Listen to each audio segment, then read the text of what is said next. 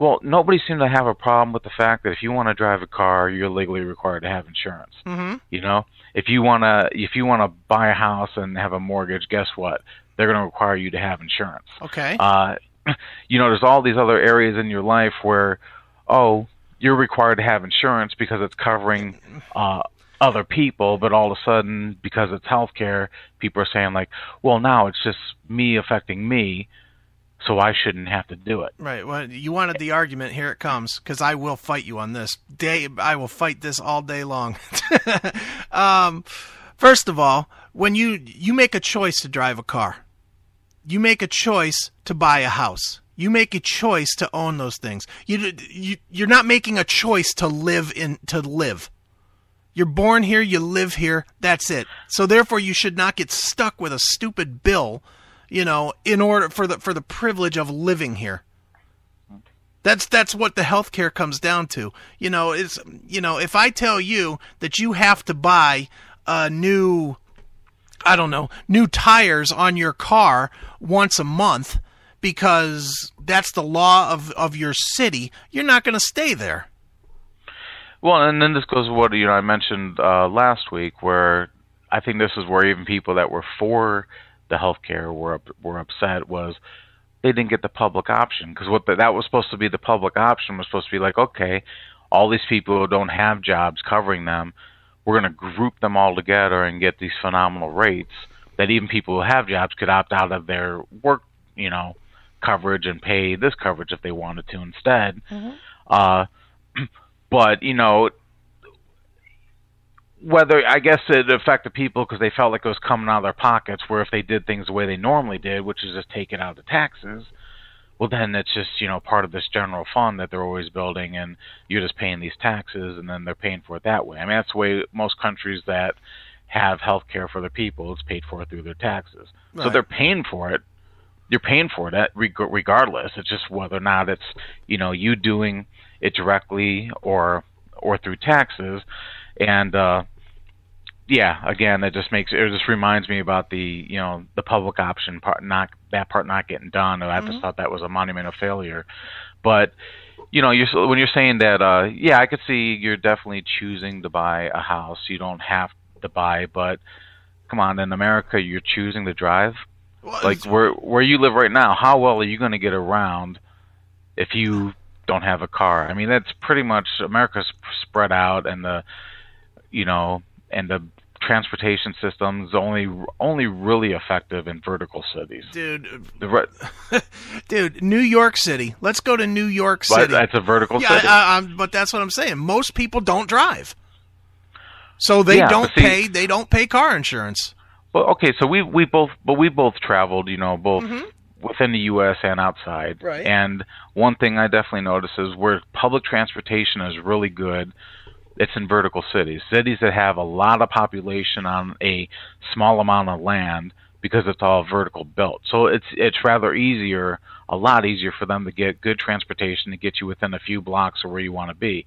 Then you take, more spread out areas, maybe a collection of small towns.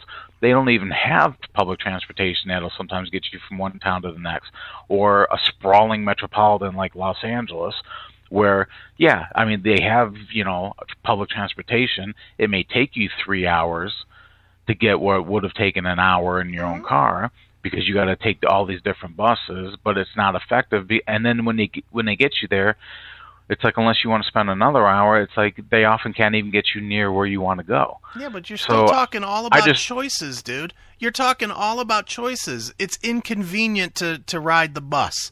That's what you're saying, and I agree. It is inconvenient to ride the bus. No, but if you missed what I said, like, let's say you worked in another town, like, in the middle of the country. Yeah. Well, they don't always have public transportation that goes from one town to the next. There aren't buses, that go from this small town to that small town on a daily basis or on a schedule. So these people have to have a car and have to, drive to go to their job. Or a different job, or live in a different place. They can make the choice to move. They can make choices to change their situation. They don't have to buy car insurance. They don't.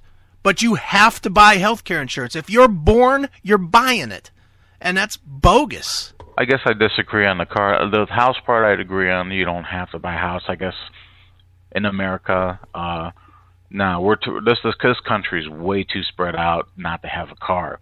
I mean, like you said, if you want to live in New York and you want to be there your whole life, that's the exception, though. And maybe San Francisco, you could even, and there are a few cities where you can get away with it, but in most cities, you cannot get by without, a car. I mean, you look at people in areas that you generally need a car, and they don't have it. What do? They're usually the ones who are sitting home, not working, and always trying to bum rides off of other people. Right. And it's just, it's because, well, you can't do anything unless you have a car. What's one of the first things an employer is going to ask you? Do you have reliable transportation? Right. Yeah, that's true. So if you're answering no to that, what are your chances of getting that job? Yeah. So I don't agree on the car part, but yet you get a car, pretty much in all the states now, you're required to have insurance. I just think, when it gets to the health insurance side, people just look at it as saying, like, they view that they're healthy, they don't see anything coming down the line, so why do I need any protection? And maybe, maybe it's just as simple as, maybe I was thinking when this was going on back then that maybe it's just, they should be required to have the most basic, like, major medical insurance, but, as far as going to visit your doctor whenever you feel like it, insurance, that could be something that, would be optional. But there's got to be a way that, America's certainly a rich enough, evolved enough country that we could provide health care for our people, and look at we provide it free to all the illegals, right? But then you get the citizens who act like, well, what do I need to pay for when if I really get sick, I should just go get free coverage because they'll cover me like the illegals. And to me, that's the problem. It's like you're saying, I want to make the choice that I'm just either betting I'm never going to get sick or injured, and then if I do, I want other people to foot the bill. Well, isn't that kind of like if you drive without insurance and you get in an accident, someone else is going to have to foot the bill? So why would someone else have to foot the bill? You'd still be responsible for the damage. Yeah, but if you don't have any money. Well, what is that?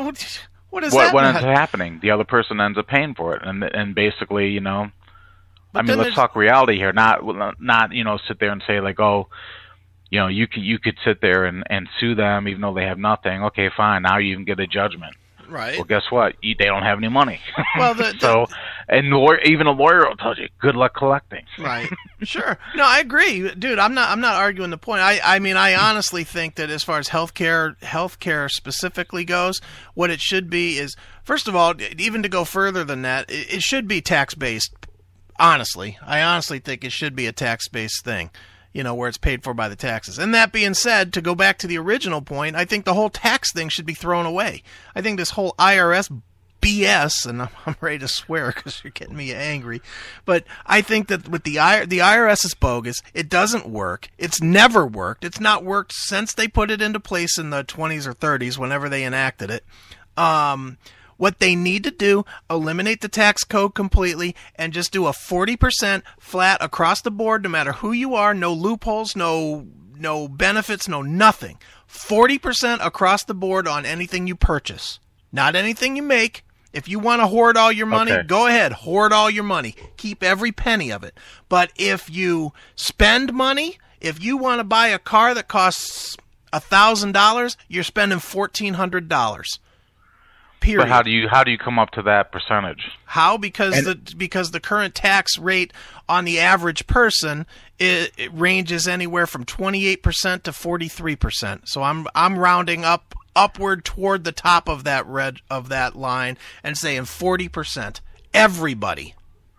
And then like, yeah, and if they actually did it and stuck to it, okay. But immediately you're going to get these lobbyists for these big corporations Too bad. saying like, oh, well, we're spending all this money. Because the argument on the flat tax used to be, and I'm glad you put it, it's a spending tax. It's basically a 40% sales tax. Right.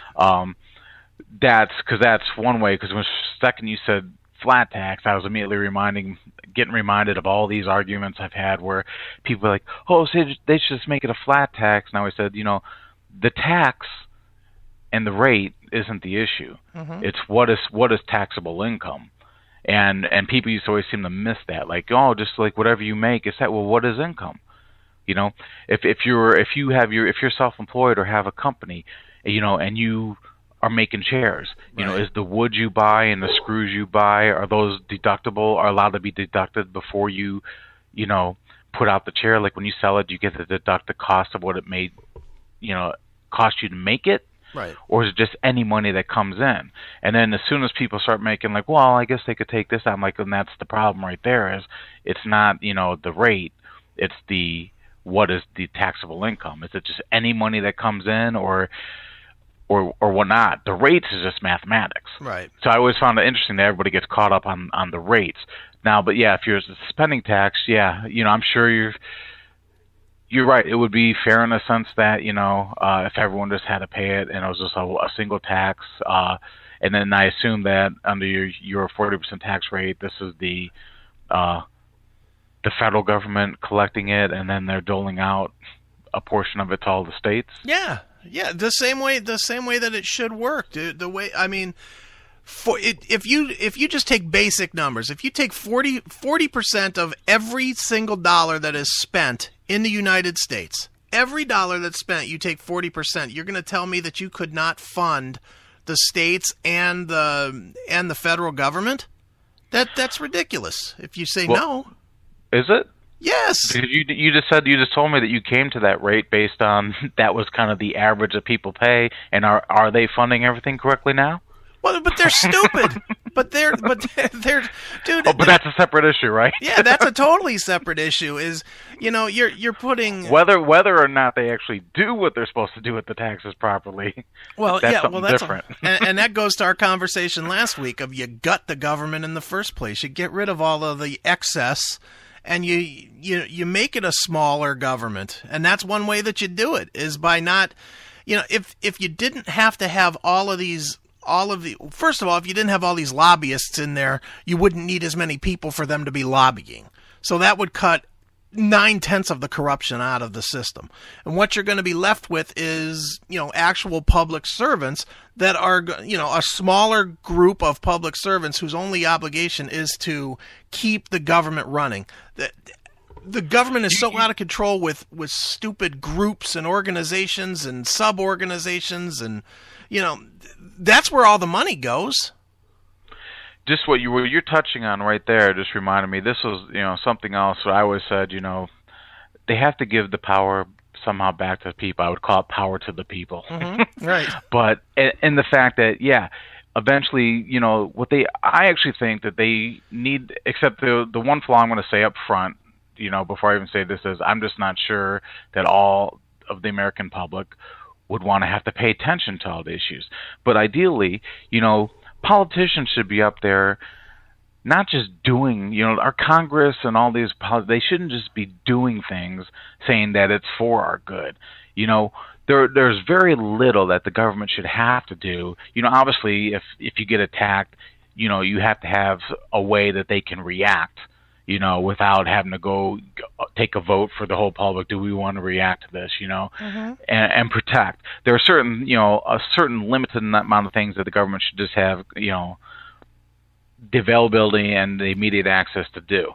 But other than that, but a lot of the laws and a lot of stuff that they're always passing, saying this is, you know, for your good, oh, we have to do this, they just do it. Mm-hmm. They never really see if anybody wants it and that. And I just said, you know, at some point, you know, it's, you know, the public has to somehow get that power back, right, and say that politicians can do no more than put forth issues to be voted on. And that with today's technology and the ability, you know, to, you know, you could take votes, you know, on, I always said that the electoral system's kind of outdated as well. Yeah, but and you could take votes and have everybody vote on certain issues, and if people don't want to pay attention, okay, then they won't vote, just like they don't vote in a lot of the presidential and candidate, you know, vote times now. So I don't really see how that'll be, you know, any different. And then they'll see if something got, you know, if the general public passed something that they didn't want to, well, that's your fault. You didn't vote, and we do know that every vote counts at this point because they literally just total up the count of votes. But what I was really getting to is there's got to, this is the only way I think this government will ever get cleared up, and that it will truly be a democracy, is